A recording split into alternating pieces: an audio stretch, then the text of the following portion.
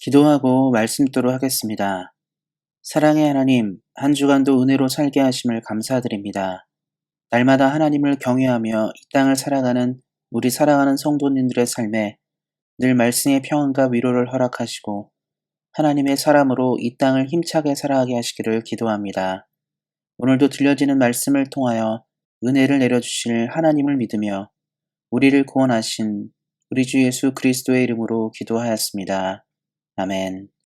함께 읽을 하나님의 말씀은 구약 성경 944페이지 잠언 29장 25절 말씀입니다.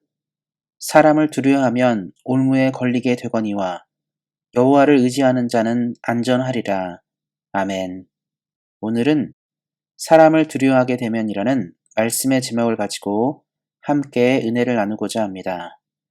18세기 말 프랑스는 유럽을 뒤흔든 큰 사건이 발생했습니다. 이는 프랑스 대혁명으로 유럽의 맹주를 자처한 프랑스의 왕정이 막을 내리고 프랑스 공화국의 시작을 알리는 사건이었습니다. 프랑스 대혁명에서 주목할 만한 것은 시민들이 황제를 처형했다는 점입니다. 이는 당시 왕정 국가인 주변 유럽 국가에게 시민의 권력의 두려움을 안겨주었습니다. 그런데 이 프랑스 대혁명의 출발이 사실 시민들이 왕정을 철폐하고 처음부터 공화국을 건설하려 한 것이 아니라는 점입니다. 프랑스의 오랜 왕정이 끝나게 된 이유에는 바로 일부 귀족 세력을 두려워한 당시 왕이었던 루이 16세의 실정 때문이었습니다.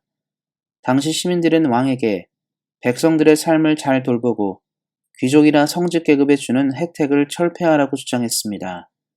그리고 시민들의 목소리를 듣는 정부를 원했습니다. 처음에는 루이 16세가 이러한 주장을 받아들였지만 기득권을 잃는 것을 두려워한 일부 귀족들의 반발로 루이 16세는 시민들의 요구를 거절하여 비참한 최후를 맞이한 것입니다. 비단 18세기 프랑스뿐만 아니라 실제로 수많은 나라의 역사에서 시민들과 백성들의 의견을 수용하지 않고 기득권층의 요구만을 수용한 많은 지도자들이 실패하였습니다. 이렇듯 인간사는 지도자가 누구를 두려워할지를 잘 모르게 되면 비참한 결과를 가져오게 된다는 것을 말합니다. 신앙의 영역은 이보다 좀 더 깊은 이야기를 다루고 있습니다. 바로 우리가 사람보다 더 두려워할 자가 누구인지를 알아야 한다고 말합니다. 성경은 그래서 사람을 두려워하게 될 때 우리가 만나는 결과를 이야기합니다. 본문 말씀에 사람을 두려워하게 되면 올무에 빠진다라고 이야기하고 있습니다. 이 말은 우리가 하나님보다 사람을 두려워하게 되면 그것이 우리를 넘어지게 하는 것이 된다라고 이야기합니다. 다시 말해서 하나님보다 사람을 우선으로 놓은 인생은 그 사람으로 인해서 넘어진다는 이야기입니다. 인간의 역사는 배신의 역사라고 말할 정도로 수많은 배신과 반역이 있었습니다. 그만큼 사람을 믿고 의지한다는 것이 얼마나 위험한지를 말합니다. 사람은 모두 죄인입니다. 그래서 사람이 가지는 판단과 생각은 늘 하나님보다는 개인의 이익을 따르는 경우가 많습니다. 그래서 하나님을 만나고 은혜를 입고 성령이 충만한 사람이 되지 않은 이상 항상 사람을 하나님보다 앞세우는 것이 우리 인간입니다. 우리가 사람을 두려워하게 되는 결정적 이유는 하나님을 신뢰하지 못하기 때문입니다. 우리들이 속한 가정이나 교회, 회사 등 여러 공동체에서 어떤 현안을 가지고 이야기할 때 각자의 생각이 다를 때가 많습니다. 그럴 경우 우리는 대부분 힘이 있고 권력을 가진 사람의 의견을 따릅니다. 왜냐하면 현재 우리가 믿을 만한 사람이 힘을 가진 사람이기 때문입니다. 만약에 우리가 하나님을 사람보다 더 신뢰하고 따른다면 우리는 하나님의 의견을 따르기 위해 기도하고 주의 뜻을 구할 것입니다. 하지만 많은 사람들이 그러한 선택보다는 눈에 보이는 부분을 의존합니다. 그래서 본문에 말한 것처럼 사람을 두려워하는 일이 생기는 것입니다. 사랑하는 성도 여러분, 우리가 이 땅을 살면서 경험하는 많은 일들 속에서 사실 눈에 보이지 않는 하나님보다 눈에 보이는 사람을 바라볼 때가 참 많이 있습니다. 그래서 이 사람의 말에 저 사람의 말에 휘둘리고 마음과 생각이 흔들릴 때가 많습니다. 그럴 때마다 오늘 말씀을 생각하심으로 내가 지금 누구를 두려워하는지를 점검해 보시기 바랍니다. 말씀이 말하는 것처럼 하나님을 의지하는 사람은 견고하며 흔들리지 않는 안전함이 있습니다. 거센 풍파가 삶에 몰아쳐도 늘 안전하게 머뭅니다.